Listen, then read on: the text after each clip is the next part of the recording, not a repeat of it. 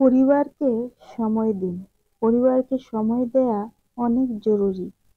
জীবনে তুমি অনেক কিছু চাও। নিজের ক্যারিয়ারে বড় হতে চাও, কিন্তু বড় হতে গিয়ে আপনদেরকে ভুলে যেও না। জীবনের গতিতে দৌড়াতে দৌড়াতে আমাদের আপনজন অনেক পিছনে পড়ে যায়। তখন আফসোস করা ছাড়া আর কিছুই থাকে না। তাই প্রিয়জনদেরকে সময় দেওয়া উচিত। এটা ছিল রাদের মুখে ভাতে অনুষ্ঠান। আমাদের এখানে আমরা মামা কলা বলি। এখানে আমরা পুরো পরিবার মিলে একটা ছোটখাটো পার্টি করেছি। সবাই ছিলাম, অনেক মজা করেছি।